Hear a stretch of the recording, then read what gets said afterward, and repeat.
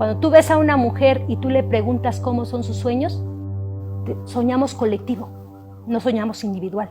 Y cuando soñamos colectivo es porque soñamos en esa solidaridad. Yo tuve la fortuna de estudiar agronomía, entonces estudié 3 años en Teapa, Tabasco. Recordar que la trayectoria de nuestro presidente, el licenciado Andrés Manuel López Obrador, la hace en Tabasco. Yo era estudiante y se escuchaba como todo un referente de lo que él hacía. Cuando estaba ya trabajando, trabajé con comunidades nahuas y totonacús en la Sierra Nororiental de Puebla, y recuerdo que en una asamblea de mi organización, la cooperativa Tosepantidatanisque, que significa Unidos Venceremos en náhuatl, va a visitar, en este caso el licenciado Andrés Manuel López Obrador, a la cooperativa, y creyeron conveniente que como yo era una fiel seguidora de él, pudiera compartir qué estábamos haciendo, ¿no? Cuando a mí me dijeron, yo dije, encantada. Nosotros le compartimos qué estamos haciendo al presidente, le hice la ruta del café. Recuerdo que quien llevaba al presidente me dijo, tienes 1 hora. Y la verdad que fue un halago, se quedó con nosotros casi 4 horas. Recuerdo que caminando ya después del regreso de la ruta, me dijo, compañera, valdría mucho la pena lo que están haciendo acá, replicarlo en muchas partes del país. Eso fuera un sueño. En caso de una servidora, pues después de que conocí al licenciado, pues me fui agregando a la parte del movimiento. Fue en el 2011. Morena inicia como el Movimiento Regeneración Nacional, como una asociación civil. Asimismo, propongo como integrantes del Comité Ejecutivo a María Luisa Albores como responsable del rescate al campo y la soberanía alimentaria. Me encantó formar parte de este movimiento cuando era asociación civil.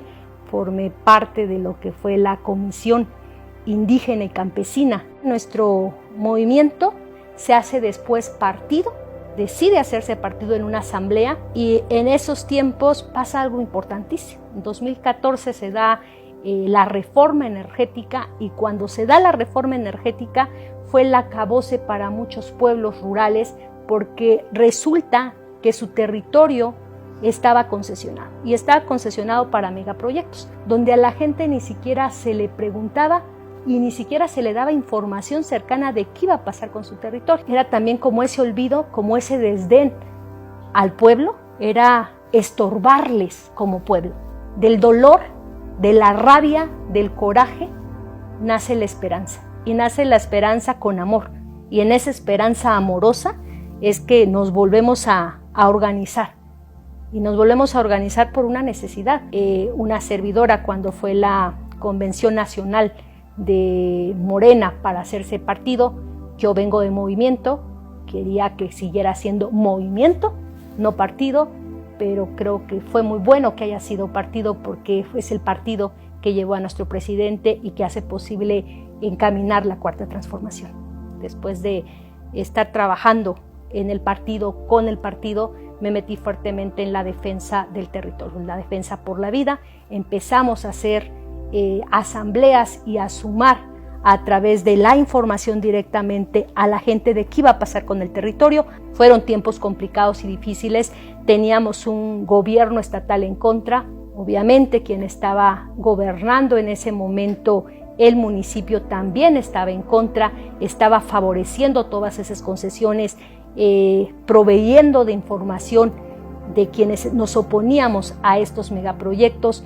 Tuvimos pues como esos tiempos más difíciles, porque también atentan contra uno, y cuando te atentan contra uno te atentan contra la vida, y también tú debes de sopesar en este sentido conscientemente lo que tú sí estás dispuesta o dispuesta a hacer.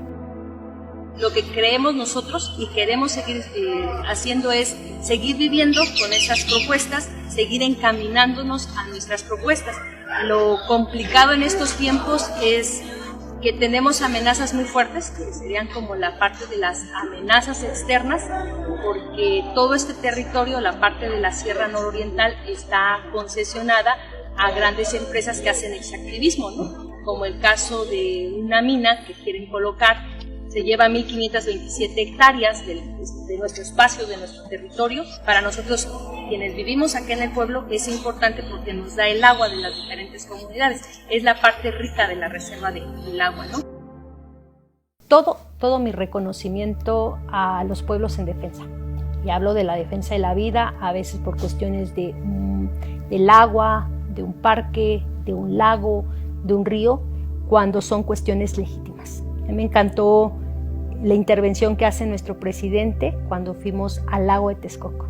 Y decía, ¿y dónde estuvieron esos grupos ambientalistas cuando estuvo la defensa? Quienes sí estuvieron fueron los pueblos, quienes impulsan y empujan que haya un área natural protegida en Lagos de Texcoco son los pueblos. ¿Dónde estuvieron esos ambientalistas que nunca dijeron que no se hiciera un aeropuerto donde la vocación es un lago? ¿Se escondieron? ¿Dónde estaban esos ambientalistas de la gran academia?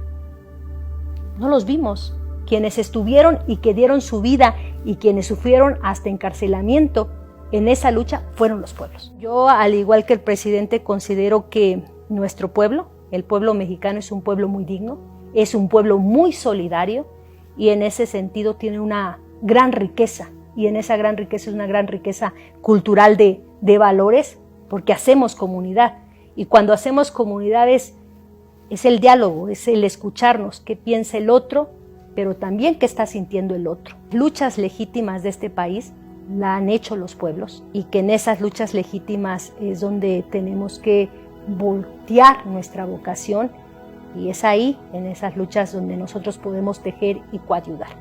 En este momento yo lo que hago es una invitación, porque creo que la única propuesta viable es a través del Movimiento de Regeneración Nacional, donde nosotros creemos que las propuestas precisamente para nuestro campo, para volver precisamente a lo que es la soberanía alimentaria de este país, vienen desde la base, desde aquellos que trabajamos en el campo, que estamos en el campo, que somos hombres y mujeres, que somos campesinos y campesinas y tenemos ese derecho.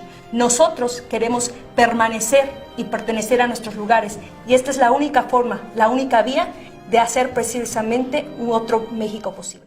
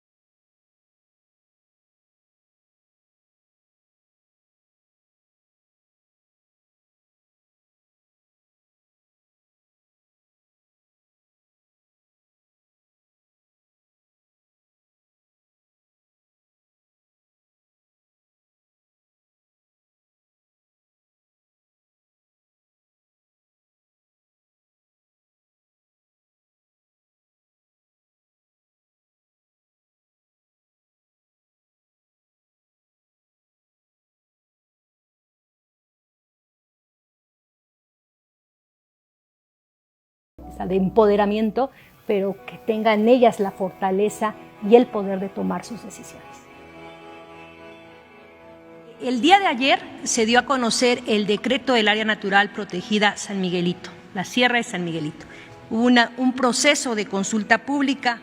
Recordar que son de los temas que le interesan al presidente, porque cuando habla de un programa tan bello de reforestación y del cuidado ambiental y de impulsar áreas naturales protegidas en el país, él es el impulsor de la Sierra de San Miguelito, que ha sido todo un trabajo coordinado. Te planteaba que saliera de 109,000, salió de 111,000 hectáreas, fue más. Yo recuerdo esto cuando estaba en la Secretaría del Bienestar, nos tocó en una gira que el presidente estaba en esta gira, se le acercó la gente y le dijo que por favor pudiera hacer la Sierra de San Miguelito. Creo que se va haciendo algunas cosas importantes que no las podríamos hacer si no tuviéramos a un presidente como lo tenemos, que es ambientalista, que escucha muchísimo a la gente y que cada que sale a un territorio nos da tarea. Con esto, el presidente, el licenciado Andrés Manuel López Obrador, cumple el compromiso que asumió con el pueblo de San Luis en la gira que se hizo el 19 de mayo de 2020.